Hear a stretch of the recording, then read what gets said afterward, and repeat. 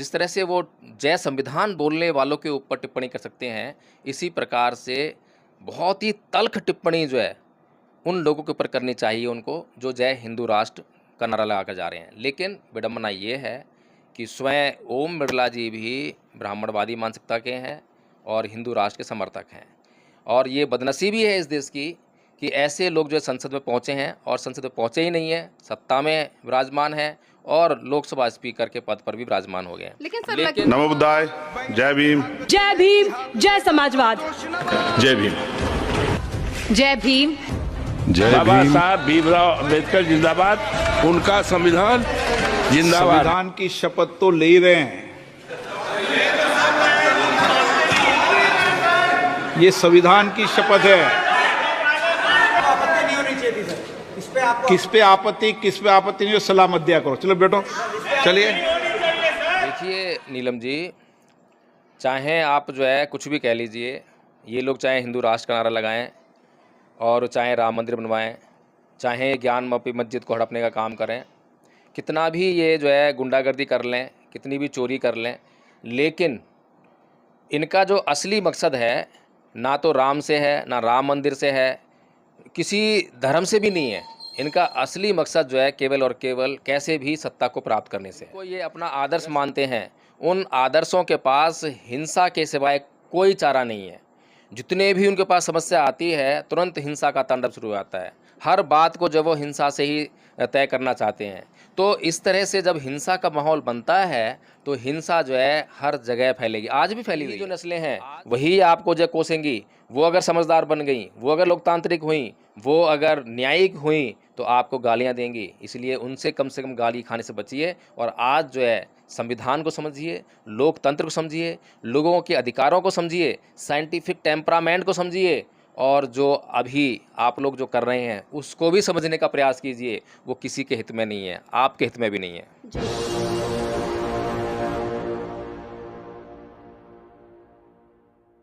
नमस्कार, आप देख रहे हैं एनबी न्यूज़ 24/7 नीलम बोध के साथ। साथियों, 18वीं लोकसभा का रिजल्ट आया और पहले ही सत्र की शुरुआत हुई और पहले ही सत्र की जब शुरुआत हुई तो संसद भवन में कुछ नारे जय भीम के गूंजे तो कुछ नारे हिंदू राष्ट्र के गूंजे, जय हिंदू राष्ट्र, जय श्री राम। और इन्हीं नारों को लेकर कहीं ना कहीं पक्ष और विपक्ष में गर्मा गर्मी हो गई। और गर्मा गर्मी होने का कारण साथियों कुछ इस तरह से था, जब कांग्रेस पार्टी के एक नेता शपथ ले रहे थे तो उन्होंने जय भारत जय संविधान कहा, तो ओम बिरला जो कि लोकसभा स्पीकर है उन्होंने उन पर तंज कसते हुए कहा कि संविधान की तो शपथ ले ही रहे हैं।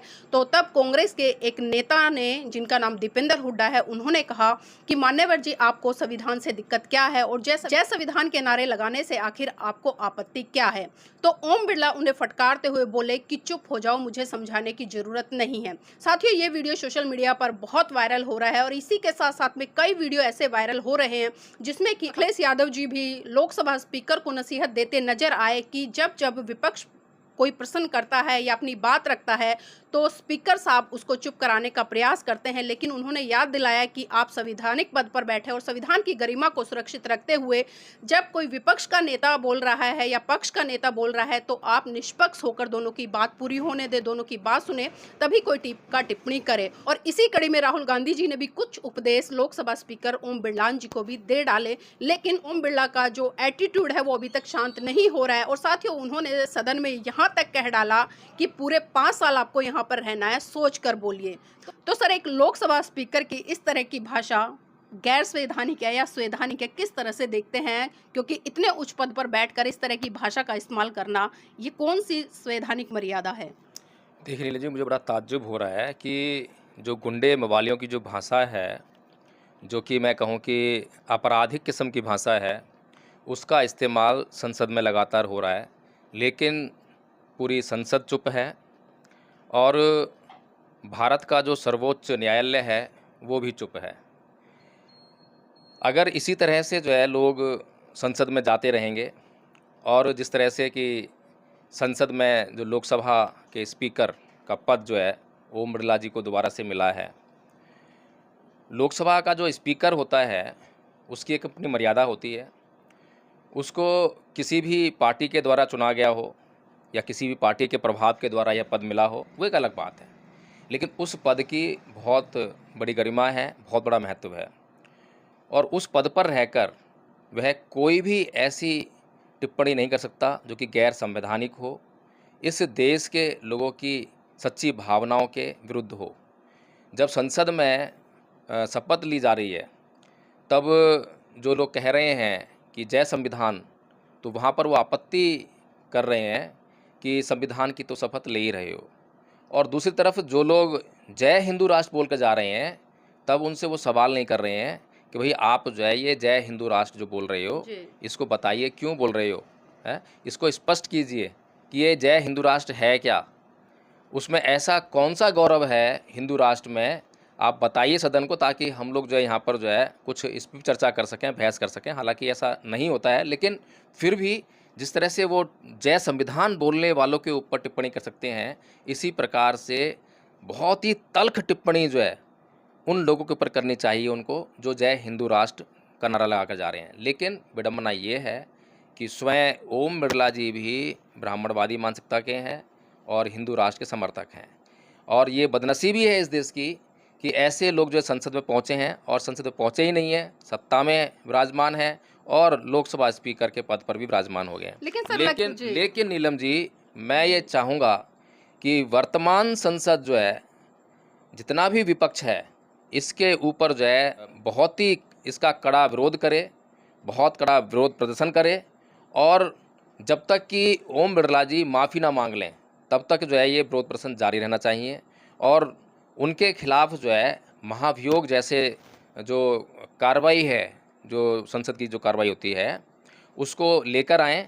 बेशक वो जो है पटल पर जो है सफल हो पाता है या नहीं हो पाता है वो अलग बात है, लेकिन ऐसा करना चाहिए। लेकिन सर, अगर हम 2014 के बाद अगर संसद भवन का एक पूरा का पूरा मतलब सिनेरियो उठाकर देखें तो कहीं ना कहीं हमने देखा है कि जय श्री राम, जय भारत माता की जय, वंदे मातरम और जय हिंदू राष्ट्र, इस तरह के नारे हमें संसद भवन में गूंजते नजर आते हैं, जो कि साफ साफ ये संदेश देते हैं कि भारत एक लोकतांत्रिक देश नहीं रहा है। और जिस तरह से तमाम नेताओं ने ओम बिरला जी को घेरा भी है और उन्होंने ये भी कहा है कि ये वही अध्यक्ष है जिन्होंने जब लॉकडाउन का पीरियड लगा हुआ था और उस समय 146 सांसदों को मतलब रस्टिकेट करके संसद से बाहर कर दिया था। तो किस तरह की सर ये राजनीति चल रही है और किस तरह की अध्यक्षता चल रही है? देखिए, इसीलिए जो है ये जो चुनाव गया है लोकसभा का, उसमें ये बहुत बड़ा मुद्दा था कि संविधान खतरे में है। संविधान खतरे में क्यों है? क्योंकि संविधान की जो मर्यादा है वो लोकतंत्र से तय होती है और लोकतंत्र ही ख़त्म कर दिया गया। लोकतंत्र को बिल्कुल प्रधानमंत्री जी बार बार जो है हवाला देते हैं इंदिरा गांधी जी के टाइम का, कि जब इमरजेंसी लगाई थी तो वहाँ लोकतंत्र ख़त्म कर दिया था इस तरह से। लेकिन आपने क्या किया? आप क्या कर रहे हैं? आप जो है सुप्रीम कोर्ट से अयोध्या में राम मंदिर निर्माण की आदेश ले आते हैं, राम मंदिर निर्माण का आप आदेश ले आते हैं। आप जो है स्पीकर से जो है 146 सांसदों को जो है रस्टिकेट करवा देते हैं। आप जो है अपने पक्ष में जो है स्पीकर से कुछ भी करवाते हैं और स्पीकर से जो है विपक्ष पर जो है आप कड़ा प्रहार कराते हैं। और ज्ञानवापी मस्जिद जैसे मामलों को जो है आप जिस तरीके से हैंडल कर रहे हैं, ये सब दिखा रहा है कि किस तरह से आप जो है देश के न्यायिक प्रक्रिया से खेल रहे हैं, संविधान से खेल रहे हैं, देश के लोकतंत्र को जो है धूमिल करने का काम कर रहे हैं।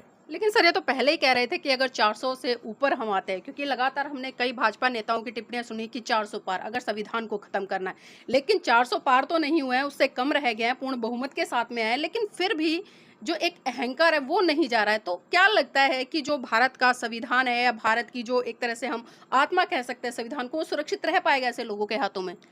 देखिए, इन लोगों के हाथ में जो है भारत का संविधान सुरक्षित नहीं है, पूरा भारत सुरक्षित नहीं है, भारत के लोग सुरक्षित नहीं हैं, स्वयं ये लोग सुरक्षित नहीं हैं। ये लोग जो हिंदू राष्ट्र चिल्लाते हैं, अगर हिंदू राष्ट्र लागू हो गया तो स्वयं ये लोग भी सुरक्षित नहीं रहेंगे, क्योंकि मैंने पहले बताया कि हिंदू राष्ट्र में हिंसा का तांडव होगा।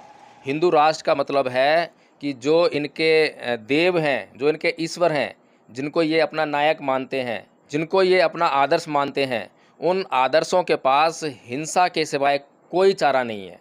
जितने भी उनके पास समस्या आती है तुरंत हिंसा का तांडव शुरू हो जाता है। हर बात को जब वो हिंसा से ही तय करना चाहते हैं, तो इस तरह से जब हिंसा का माहौल बनता है तो हिंसा जो है हर जगह फैलेगी। आज भी फैली हुई है। आज जो देश में जो वातावरण जो फैला हुआ है, बना हुआ है कि जब मर्जी आप किसी को भड़काइए, जब मर्जी थोड़ी सी भावना भड़काइए और हिंसा का तांडव देख लीजिए। यह सब जो है इन्हीं ब्राह्मणवादी तत्वों की संस्कृति जो है उसके कारण हो रहा है।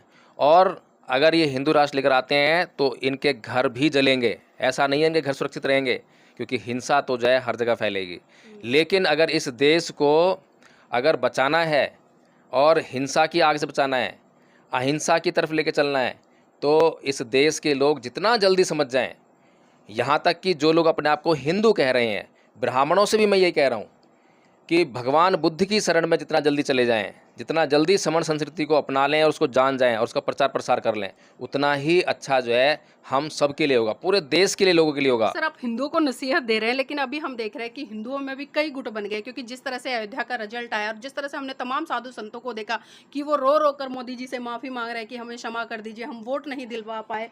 और तमाम हिंदू संगठन के नेता या संत तो ये कहते नजर आ रहे हैं कि इन भारतीय जनता पार्टी वाले लोगों ने तो ईश्वर को भी नहीं छोड़ा, उनके साथ में मतलब इतनी बड़ी बेईमानी कर दी। और जिस तरह से राम मंदिर का निर्माण हुआ है सर, बहुत सारी वीडियो सोशल मीडिया पर वायरल हो रही है, कहीं से छत राम मंदिर की टपक रही है, कहीं मतलब सड़कें नीचे धंस गई हैं, कहीं पर दीवार गिर गई है। तो बहुत सारे लोग और संत भी ये आरोप लगा रहे हैं कि ये भ्रष्टाचार की राजनीति है और इन्होंने ईश्वर को भी नहीं छोड़ा।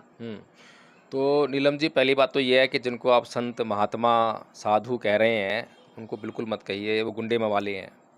और मैं बार बार ये कह चुका हूँ कि संत का, साधु का एक गुण होता है।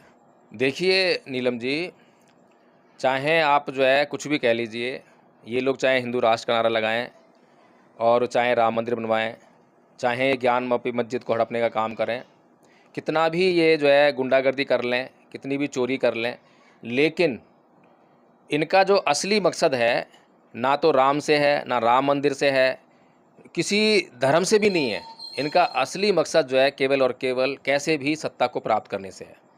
अगर सत्ता इनके पास बाबा साहेब के माध्यम से आती है तो आप कुछ ही दिनों में देखेंगे कि बाबा साहेब को भी जो है ईश्वर बनाकर पूजवाने लगेंगे। अगर सत्ता बुद्ध के रूप में आती है तो ये बुद्ध को भी अपना देव बना लेंगे, फिर कृष्ण को और राम को पीछे छोड़ देंगे।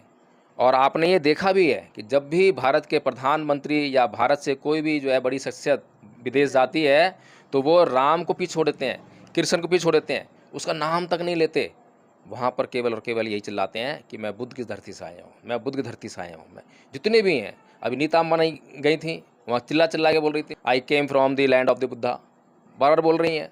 तो कहने का मतलब ये है कि लोग नितांत स्वार्थी लोग हैं, मक्कार लोग हैं, शैतान लोग हैं। लेकिन भारत की जनता जो है ये समझ नहीं पा रही है कि भारत की जनता की जो भावनाएं कभी पत्थर की मूर्ति जुड़ती हैं, कभी राम से कभी कृष्ण जुड़ जाती हैं, और उनका फ़ायदा उठाकर जो है ये लोग जो है सत्ता में आते हैं और कितना भ्रष्टाचार करते हैं, किस तरह से जो है जो भारत के संसाधन हैं उनका दोहन कर रहे हैं, किस तरह से भारत को जो है इतने कर्ज में धकेल रहे हैं, दुनिया भर का जो है नुकसान भारत को हो रहा है। इस बात को जो है भारत के लोग केवल अपनी धार्मिक भावनाओं के तहत जो है समझ नहीं पा रहे हैं।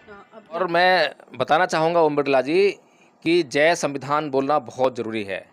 और अगर आपको सद्बुद्धि आ जाए तो आप जब जय संविधान कोई बोल के जा रहा हो तो उसकी प्रशंसा कीजिए, और जब कोई हिंदू राष्ट्र बोल के जा रहा हो तो उसकी जो है आप जो है निंदा कीजिए। और जितना जल्दी आप ये समझ जाएंगे तो आपके बयान भी दर्ज हो रहे हैं, आपकी टिप्पणियाँ भी दर्ज हो रही हैं। इतिहास जब इस देश का आगे चल के बनेगा तब आपको जो है माफ़ नहीं किया जाएगा, आपको जो है गद्दारों की श्रेणी में रखा जाएगा। अभी बेशक जो है कुछ समय तक ऐसा काल आ गया है कि मनुवादी लोगों के हाथ में, ब्राह्मणवादी तत्वों के हाथ में इस देश की सत्ता आ गई है, इसलिए आप जो है सोच सकते हैं कि हाँ आप आनंद उठा रहे हैं। लेकिन जब इतिहास लिखा जाता है और फिर आने वाली पीढ़ियाँ जब उस इतिहास को पढ़ती हैं तो आप जैसे लोग जो हैं अपना मुंह काला कराने के लिए मजबूर हो जाते हैं। इसीलिए अगर समझ आ गई है तो कम से कम जो है अपनी आने वाली पीढ़ियों से, आपकी ही जो नस्लें हैं वही आपको जो कोसेंगी, वो अगर समझदार बन गई, वो अगर लोकतांत्रिक हुई, वो अगर न्यायिक हुई तो आपको गालियां देंगी। इसलिए उनसे कम से कम गाली खाने से बचिए और आज जो है संविधान को समझिए, लोकतंत्र को समझिए, लोगों के अधिकारों को समझिए, साइंटिफिक टेम्परामेंट को समझिए, और जो अभी आप लोग जो कर रहे हैं उसको भी समझने का प्रयास कीजिए। वो किसी के हित में नहीं है, आपके हित में भी नहीं है। जी, बहुत बहुत धन्यवाद सर हमारे साथ जुड़ने के लिए। तो यहाँ पर बिल्कुल स्पष्ट हो जाता है कि भारत के संविधान की जय बोलना कितना महत्वपूर्ण होगा, क्योंकि अगर कोई भी व्यक्ति सुबह उठता है और रात को सोता है तो सुबह से लेकर रात तक की जो दिनचर्या होती है उसकी पूरी की पूरी वो दिनचर्या संविधान से चलती है, ना कि किसी हिंदू राष्ट्र है, ना ही किसी धार्मिक ग्रंथ से। तो इसलिए जय संविधान के महत्व को समझना पड़ेगा और सही मायने में, क्योंकि संवैधानिक पद पर आप बैठे हैं, जिस तरह से अभी वकील साहब ने कहा, तो उस संवैधानिक पद की गरिमा को बरकरार रखते हुए आपको निष्पक्ष तरीके से हर पक्ष की बात को, विपक्ष की बात को सुनना पड़ेगा और जनता के हित में निर्णय देकर उस पर काम करना पड़ेगा।